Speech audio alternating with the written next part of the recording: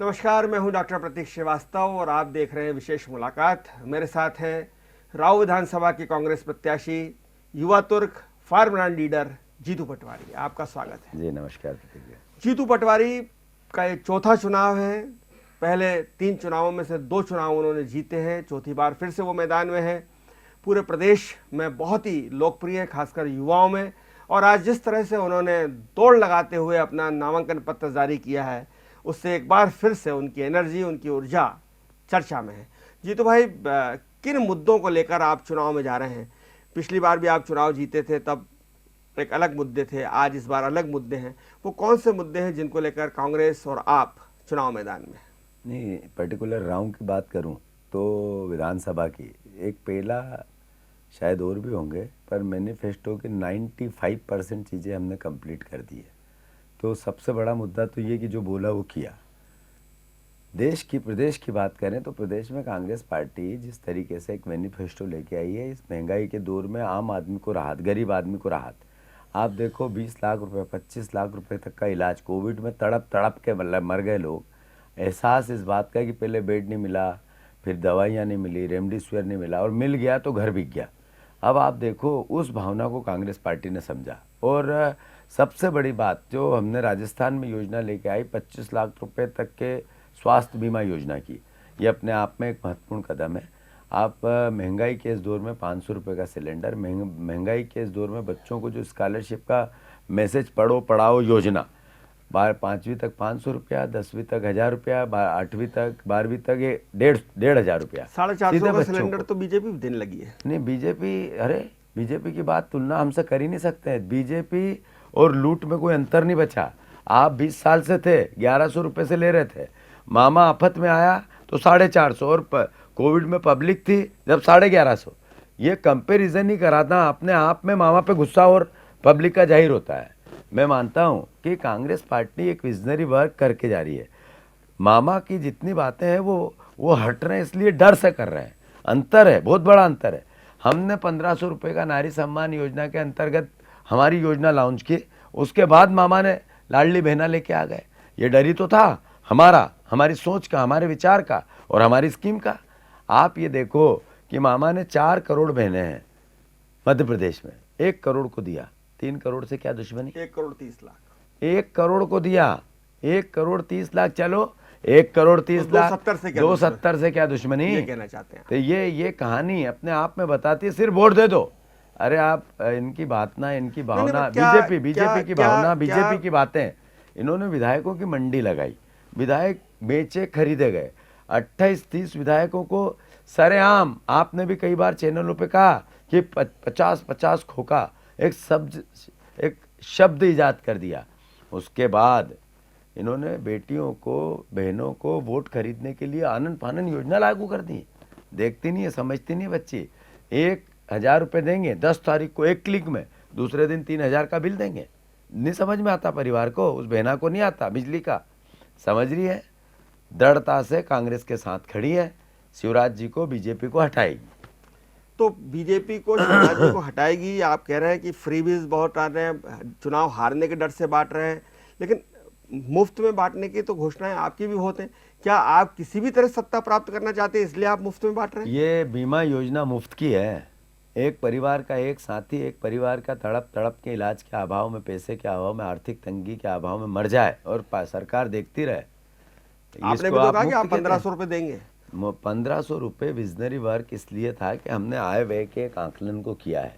हमारे पास कहाँ से आएगा और कहाँ जाएगा, इस प्रोसेस पे हम काम कर रहे हैं। हम इस प्रोसेस पे नहीं कर रहे हैं ये रोज़ 3000, महीने भर में 3000 करोड़ रुपए दे दो और बांट दो। कोई इनकम नहीं है, कोई इनकम बढ़ी नहीं। पिछले 3 साल से जो आपका बजट था, अनुमानित बजट जो होता है उससे कम हो जाता है। जो ओरिजिनल बजट है वो 1 करोड़ 30 लाख का है, अनुमानित बजट 2 लाख करोड़ का है। इस तरीके के मैकेनिज्म को शिवराज जी ने एक ऐसी अव्यवस्था बनाई, चरमराधी अर्थव्यवस्था को। मतलब प्रदेश के भविष्य को गर्त में ले जाना हो तो फिर से शिवराज सिंह चौहान को चुन लेना चाहिए। बेरोजगारी यहाँ सबसे ज़्यादा, यहाँ महंगाई सबसे ज़्यादा, यहाँ कर्ज सबसे ज़्यादा, या बहनों की आत्महत्या सबसे ज़्यादा, या पुरुषों की आत्महत्या, किसानों की आत्महत्या, युवाओं की आत्महत्या। आखिर कैसा प्रदेश कर दिया इन्होंने। और कमलनाथ पूरे जीवन सभी पदों पर रहे हैं। उनके पास जो उनकी यूएसपी वो आर्थिक मामलों में है, कहाँ से पैसा लाना है, कहाँ से इन्वेस्टमेंट लाना है, कहाँ से इन्वेस्टमेंट आएगा तो किस तरीके से रोजगार जनरेट होंगे, ये सब विजनरी के साथ जी, तो अपनी भाई बातें आप की। आज बहुत ही खूबसूरत ड्रेस में बैठे हुए हैं, आपका कॉम्बिनेशन बहुत जोरदार है, नेतागिरी वाले कुर्ते पजामे में आप है नहीं, दौड़कर भी आपने नामांकन भरा है। और चर्चा ये है कि आप चंदा भी नहीं मांग रहे हैं, अपने दम पर चुनाव लड़ रहे हैं, लोगों से फ़ोन नहीं कर रहे। तो राजनीति में चंदाखोरी एक बीमारी के रूप में बढ़ नहीं रही? बात यह है कि देखो भैया, प्रतीक भैया, में कुछ बातें सच होती है, और सच ये है कि मध्य प्रदेश या देश में चुनाव बहुत महंगे हैं, इससे हम बिल्कुल इनकार नहीं कर सकते। और चूंकि चुनाव महंगे हैं तो जिंदा रहने के लिए लोग कुछ न कुछ करते भी हैं, चंदा लेते भी हैं। मेरा इसमें ऐसा मानना है कि मेरे जहाँ तक पर्टिकुलर, मैं आपके चैनल के माध्यम से परिवार वालों से हाथ जोड़ के निवेदन करना चाहता हूँ, अगर मैंने एक भी फ़ोन, मेरे ऑफिस से फ़ोन, मैंने पूरी ज़िंदगी में, आज की बात नहीं हो रही है, एक आदमी से 1 रुपया भी चंदा मांगा हो तो वो मुझे वोट भी मत देना, मुझे हरवाना भी सही। और मैं ये भी नहीं कहना चाहता कि दूसरे जो मांगते हैं वो गलत हैं, वो इसलिए मैं कह रहा हूँ कि वो इस दौर में सबकी अपनी आवश्यकताएं होती है, सब उसको नकारात्मक मैं नहीं लेता हूँ, सबके अपने संबंध होंगे, वो कोई किसको देता है, कोई किसी को नहीं देता, उसमें मैं नहीं जाना चाहता। पर मैं मेरी कह सकता हूँ, मेरी ये है कि मैंने आज तक जीवन में चंदा नहीं मांगा, ना ईश्वर करे मुझे कभी मंगवाई नहीं, ऐसे ही मेरी ज़िंदगी आधी निकाल दी, आधी और निकाल दी। अब आप जब चुनाव लड़ रहे हैं तो पिछली बार आपने अपने चुनाव संचालक कार्यालय के उद्घाटन में भी कहा उस मल्लार के लिए कि भाई वहाँ रहते हुए मेरी मदद करते थे, अब तो आपके साथ ही आ गए। और बीजेपी कह रही कि हमारे गद्दार सब वहाँ चले ही गए हैं, तो अब कोई दिक्कत नहीं है। नहीं, दिनेश मल्लार की परेशानी क्या थी, आप समझो, मेरे बड़े भाई हैं, ये आज की घटना नहीं है। मैं जिला पंचायत सदस्य था, वो भी जिला पंचायत सदस्य थे, हमें वोट किसी और ने दिया था, बीजेपी ने शक उन पे किया था। उनने एक बार टिकट मांगी, सबसे सीनियर मोस्ट 3 बार के जिला पंचायत सदस्य थे, जितने लोग उस समय टिकट मांग रहे थे उनमें सबसे ऊपर थे, टिकट नहीं दिया। दूसरी बार कहा कि इनने सपोर्टेज किया, उनकी शिकायत कर दी। फिर बीजेपी जब देखती है उनको शक की निगाह से देखती, शक की निगाह और से आपने वो देखती। शक पुख्ता कर दिया ना नहीं, कि इन्होंने ये मेरी कब मदद हुआ, करी। ये कब हुआ, ये कब हुआ, ये जब तीसरा चुनाव मेरा लोक विधानसभा का, एक जिला पंचायत का, 20 साल की जर्नी, एक व्यक्ति कितना सहन करेगा। उनकी जगह आप होते तो क्या करते, उनकी जगह मैं होता तो क्या करता। मेरी पार्टी मेरे पे भरोसा नहीं करे, मेरी पार्टी के लोग मुझे किसी न किसी प्रकार से ओबलाइज नहीं करे, इस योग्य नहीं समझे, तो अल्टीमेटली पार्टी में पॉलिटिकल आदमी करने क्यों जाता है, पदों पे रहकर जनता की सेवा। पद मिलेगा नहीं उसको। 5 रुपए का सदस्य था दिनेश मल्लार, आज तक कोई पद ही नहीं दिया, क्यों?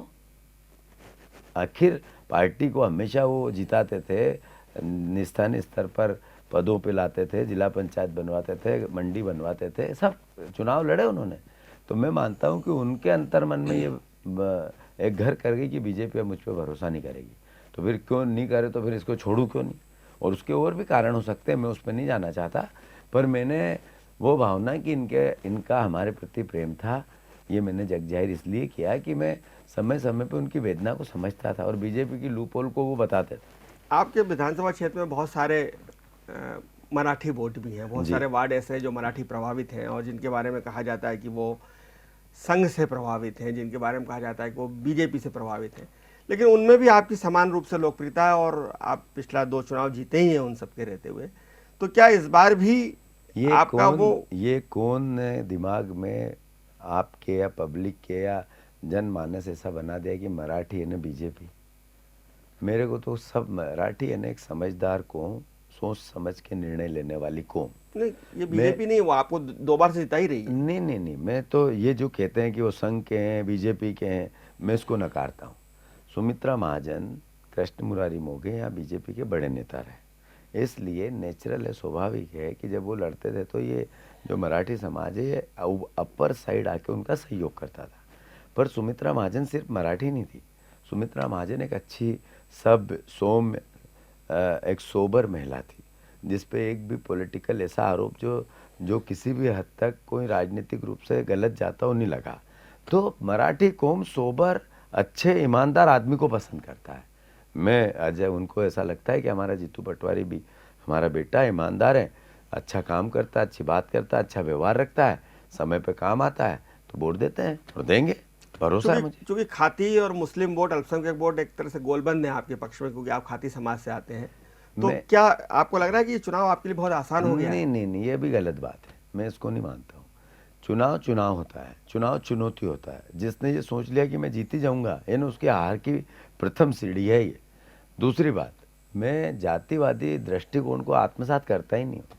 मैं सबका नेता हूँ, सबका परिवार का साथी हूँ, पार्टी का एक अच्छा ईमानदार कार्यकर्ता हूँ, और सबसे पर पहले ताकत तो जनता है ना, वो एक बड़ा वोट बैंक आपकी ताकत सबसे तो है। पहले जनता के लिए काम करने की इच्छा शक्ति का नहीं, वो तो आप भाव है। आप 2 बार जीते हो, ये सबूत है कि आप जनता के लिए काम करते हैं। पर एक स्टैंड तो है ना आपके पास, एक बड़ा वोट बैंक है, नहीं, खाती इसको समाज का, अल्पसंख्यक का, बाघ का, इधर का। जैसे पिछली बार वहाँ मधु वर्मा जी जिस वार्ड में रहते हैं, वहाँ तो एक वोट नहीं है खाती का। वहाँ पे सरदार है, मुराई है, और कई समाज है, 36 कौम है। वहाँ भी 1500-1600 वोट के ऊपर नीचे था। ये किसने कहा आपको कि जहाँ खातियों के गांव है वहाँ बीजेपी को वोट मिलते हैं? पिछली बार बीजेपी को 1500 वोट पीवर खाती के गांव में गए, मेरे को 2500 मिले, उनको 1500 मिले। तो ये कहना कि पर्टिकुलर ये जात इसको वोट देगी, मैं ऐसा नहीं मानता हूँ। ये कहना कि एक अच्छे इंसान को, राव के कल्चर को, नेचर को, उसके स्वभाव को, उसके संस्कार को आप जानो। राव ने कभी नेगेटिविटी को पसंद नहीं किया, पॉजिटिविटी को पसंद किया। मैंने कभी भी किसी के खिलाफ एक शब्द भी नहीं बोला। वो राव के लोगों को पसंद आता है।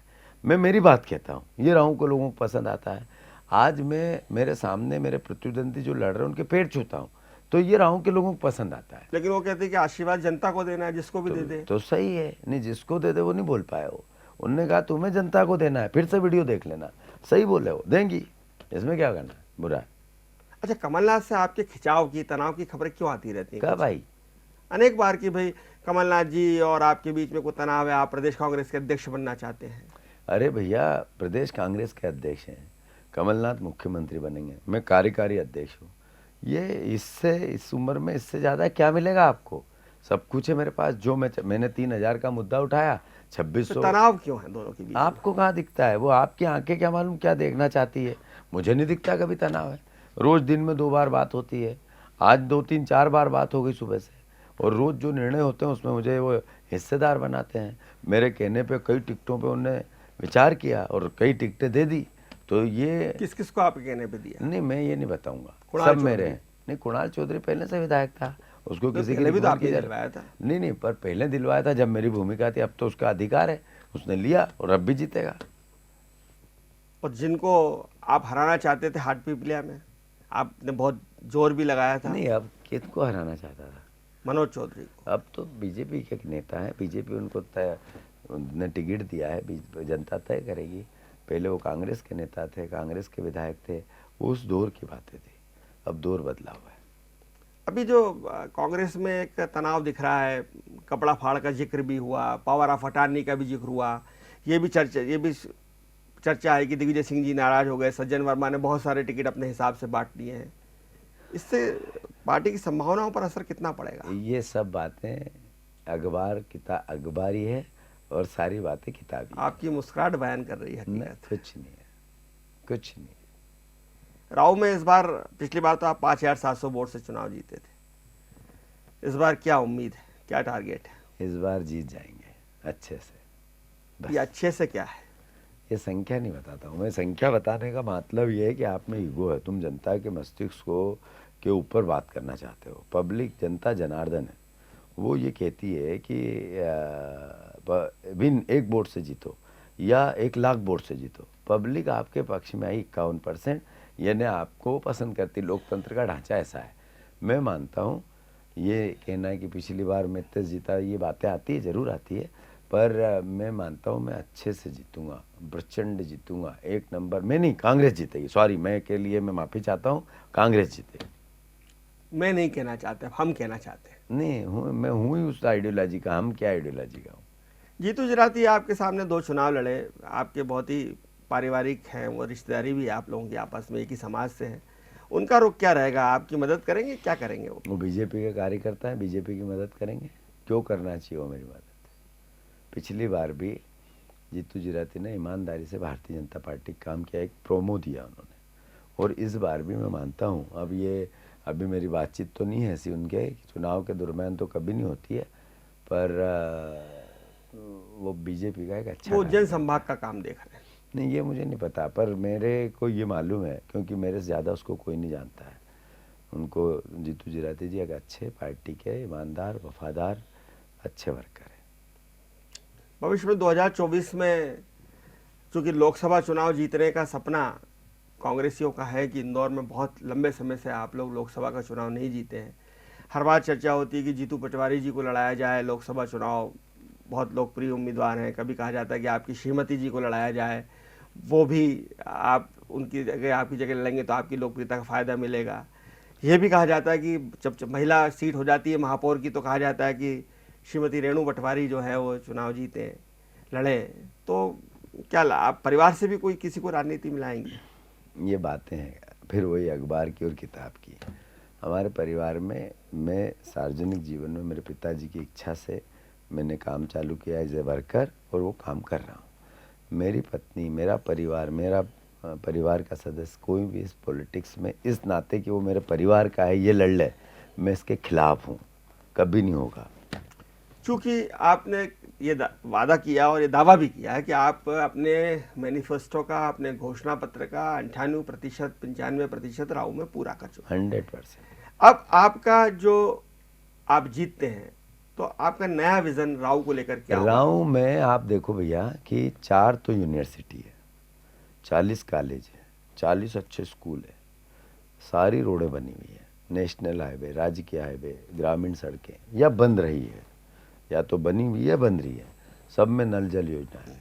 आधे राव के गाँव में नर्मदा पहुंच गई है। तो ये तो भाजपा सरकार की उपलब्धियां गिना रहे हैं आप। कोई बात नहीं, उनको धन्यवाद इसके लिए, विधायक मैं हूँ वहाँ का। मैं आपको ये बताने की कोशिश कर रहा हूँ कि हमने एक जो मौलिक जो आधारभूत ढांचा होता है उसको हमने कंप्लीट किया है। मेरे से शिकायत ये नहीं करते हैं लोग कि आपका काम विधानसभा का ये था, आपने नहीं किया। मुझे ना लाइट बंद है, 10 साल से आप विधायक को एक लाइट का बात, नगर निगम के कामों को लेकर मेरे माथे मरने की कोशिश की जाती है। मेरे काम का हिसाब कभी बीजेपी भी नहीं लेती। मैंने एक चिट्ठी लिख दी बीजेपी के लोगों को कि भैया आप मुझे कोई काम ऐसा हो जो एमएलए को करना था, नहीं किया तो आप बताओ, हम मिलके करेंगे। आज तक जवाब नहीं आया। नारियल की लड़ाई भी मैंने नहीं फोड़ी। अब जो आपका सवाल है उससे आगे जाना चाहता हूँ। हमें आत्मनिर्भर, रोजगार युक्त विधानसभा बनानी है। 25,000 बहनों को और 25,000 युवाओं को मैं काम देना चाहता हूँ।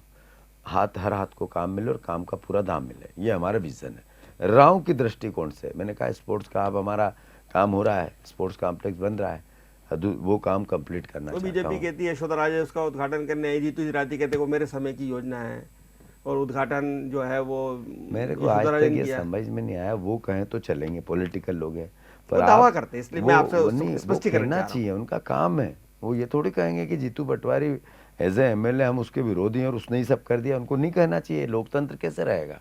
पर मैं आपको बताना चाहता हूँ ये सिस्टम क्या है देश का। प्रधानमंत्री है, देश की सरकार है, सांसद है, विपक्ष के सांसद है, मुख्यमंत्री है, विधायक है, विपक्ष का विधायक है। इसी सिस्टम से आपके चातुर्य से, आपके गंभीरता से, आपके सोच से, आपके विचार से, आपके भाग्य से काम होने चाहिए। अगर अल्टीमेटली विकास हुआ है तो अल्टीमेटली उस विधायक को श्रेय है। आप भाग्य को मानते हैं? नहीं, मैं इस कर्म को मानता हूँ। वो जो बीजेपी को पसंद आता है वो अगर सोचते हैं ऐसा है तो मैंने उसका एक जिक्र कर दिया। मैं मानता हूँ कि आपकी विधानसभा का विकास हुआ है, ये वो मानते हैं, इसका मतलब हुआ है। फिर हुआ है तो फिर लोग मुझे क्यों नहीं चुने, बताओ, कोई तरीका कारण? वो तो ये कह रहे हैं कि विकास हमारी सरकार ने कराया है, जीतू पटवारी नहीं कराया, हमारी सरकार ने कराया, ये कह रहे हैं। फिर वही बात है। फिर मैं क्या भगवान सीधे कुबेर देव से कहता है कि एक पाइप लटका और वहां से विकास भेज दो? इसी सिस्टम से मुझे कराना था ना। ये मेरी चातुर्य है यार कि मेरी नितिन गडकरी जी से अच्छी बातचीत है, मैं 3 रोड करवा के लाया। यशोधरा सिंधिया माइक में बोल चुकी कि जीतू पटवारी से अच्छा विधायक या मंत्री नहीं है, और मैंने उनके कहने पे ये किया। जो बीजेपी कहते हैं उनसे नहीं कहता, उनकी पार्टी के रविशंकर प्रसाद जी आए थे, बीजेपी ने उद्घाटन कराया ब्रिज का, वो कह के चले गए कि जीतू पटवारी बहुत अच्छा और बहुत आगे जाएगा। सुमित्रा महाजन 20 बार सुमित्रा महाजन जी ने कह दिया कि जीतू अच्छा वर्कर है, अच्छा काम करता है। ऐसा तो नहीं कि बीजेपी वाले आप पे डोरे डाल रहे हो? उन डोरे डालना उनका अच्छा काम है, करना चाहिए उनको। कि वो चाहते हो कि भाई इतना अच्छा यंग, इतना हैंडसम, इतना एक्टिव, इतना क्रियाशील ये आ जाए बीजेपी में तो बीजेपी मजबूत हो जाएगी, कांग्रेस में क्या पता क्यों गल रहा है ये डोरों नेता। से ज़्यादा मेरे डोरे चलते हैं, इसलिए डोर डोर की बात है, कटेगी उसी उन्हीं की, मेरी तो डोर चलती रहेगी, वो विषय नहीं है। विषय ये है कि बीजेपी के बड़े बड़े नेता मुझे किसी न किसी रूप में रिकग्नाइज कर गए, और मेरे संबंधों के कारण इस पूरी बीजेपी में, इस सरकार में, मैंने इस साल जब हम बात कर रहे हैं 3 PWD की रोडें आई है पूरे इंदौर जिले को, और 2 राव में आई है 20-25 करोड़ रुपए की, और कहीं नहीं गई, पैसे नहीं थे, उसके बाद भी आई। तो चले मान ले कि आपकी सरकार बनेगी, कमलनाथ जी की सरकार बनेगी, तो मुख्यमंत्री कौन होगा, कमलनाथ जी या दिग्विजय सिंह जी? कमलनाथ जी। और अब ऐसा तो नहीं होगा पिछली बार जैसा कि वो सिंधिया जी 27-28 लेके चले गए, इस बार कोई दूसरा तीसरा तो खड़ा नहीं हो जाएगा, क्योंकि कपड़ा फाड़ की भी बात हुई है, पावर ऑफ हटाने की भी बात हुई है, इसलिए मैं कह रहा हूँ। एक बार कुछ होता है, एक्सीडेंट एक बार होता है, बार बार नहीं होता है। पुख्ता कर लिया आपने कि अब कोई हो विभीषण गया। नहीं बनेगा, कोई बागी नहीं बनेगा? 155 सीट आएगी, कुछ नहीं है बीच अभी में। आप कह रहे थे कि आप अपनी 159 संख्या नहीं बताते हैं जीत के, नहीं, अब आपने संख्या बता मेरे दी वोट, जीत की। मेरे वोट की संख्या नहीं बता रहा हूँ कि मैं कितने जीतूंगा, वो 155 सीट आएगी। इंटरनल आंकलन है हमारा, कौन जीत रहा है, कौन हार रहा है, किसकी क्या स्थिति, किसका क्या है, और उसके हिसाब इंदौर से। में कौन हार रहा है आपकी पार्टी से? इंदौर में जीत रहे हैं वो पूछ लो मेरे से, वो बताता। मुझे हारने की जानकारी मैं बोल चाहिए। चुका हूँ आज जीतने टीवी वालों को पे तो मैं जानता कि हूँ 9 कि में से 6 सीट कांग्रेस जीतेगी इंदौर में। तो वो 3 बीजेपी की कौन हो जो जीत रहे अब हैं? वो समय बताएगा, कैलाश विजयवर्गीय हार जाएंगे क्या चुनाव? समय बताएगा। संजय शुक्ला क्यों हारना चाहिए चुनाव, बता। मैंने कब कहा? मैंने तो आपसे मैं पूछा कि क्या कैलाश विजयवर्गीय हार आपसे जाएंगे? पूछ रहा हूँ कि आप, हम सब कोविड में थे, घर में थे, संजय शुक्ला सड़क पे था, हॉस्पिटल में था, शमशान घाट में था, क्यों हारना चाहिए? अयोध्या ले नहीं, जाना मैंने हो नहीं तो कहा कि हारना चाहिए। अयोध्या ले जाना तो वो जाए, और कहीं गरीबों के इलाज कराना तो वो कराए। अद्भुत मेहनती अकल्पनीय सेवक। क्या उसका जो परसेप्शन था मेरे लिए, मैं 5 साल 7 साल पहले जो संजय शुक्ला के प्रति मेरा परसेप्शन था, वो एकदम उससे विपरीत निकले। मेरे से अच्छे जनप्रतिनिधि है संजय शुक्ला, क्यों हारने चाहिए बताओ? तो कैलाश विजयवर्गीय हार रहे हैं, मतलब आपका जो आकलन है संजय 6-3 शुक्ला क्यों हारने चाहिए, 6-3 वाला सवाल जो आपका- बताओ आप, तो उत्तर दो मेरे को। नहीं मैंने तो कहा ही नहीं कि वो हार रहे हैं, मैंने तो कहा कि आपने जो 6-3 का कहा, मैं तो उस पर जानना चाह रहा हूँ कि वो 3 कौन है? 6 सीट वो आएगी, 3 कौन है जो बीजेपी की जीतने वाले हैं, मैं ये जानना समय चाह रहा हूँ। बताएगा। आप इतने श्रूड पॉलिटिशियन हैं, आपको तो पता ही होगा कि वो 3 कौन जीत रहे हैं, किस सीट पे जीत रहे हैं। हमने 155 बताई, तो मैं ये बताऊं कि ये हार रहे हैं हम, ये राजनीति का धर्म कहता है क्या? मैं आपको ये कह रहा हूं कि 155 सीट जीतेंगे और 6 इंदौर की जीतेंगे, राव प्रचंड बहुमत से जीतेंगे। बहुत धन्यवाद जीतू पटवारी आपका, आप आए हमारे दर्शकों से बात की इस चुनावी दौर में, जब आप बहुत व्यस्त हैं, आपको जनसंपर्क पे जाना है, उसके बावजूद आप डिजियाना के दर्शकों से बातचीत करने के लिए आए, आपका बहुत बहुत धन्यवाद। और जीतू पटवारी का ये वाक चातुर है कि वे ये कहने में और ये समझाने में सफल रहे हैं कि उन्होंने अपने क्षेत्र का कितना विकास किया है। इसी विकास के दम पर वो एक बार फिर से चुनावी मैदान में हैं और अपनी जीत को लेकर पूरी तरह से न केवल आश्वस्त हैं, बल्कि वो ये दावा भी करते हैं कि मध्य प्रदेश में कांग्रेस की सरकार 155 सीटों के साथ बनने जा रही है और कांग्रेस के 6 उम्मीदवार इंदौर में चुनाव जीत रहे हैं। वक्त बताएगा, वो खुद भी कह रहे हैं कि ये वक्त बताएगा, समय बताएगा कि उनकी भविष्यवाणी कितनी सही साबित होती है। बहुत धन्यवाद जीतू पटवारी जी का। धन्यवाद।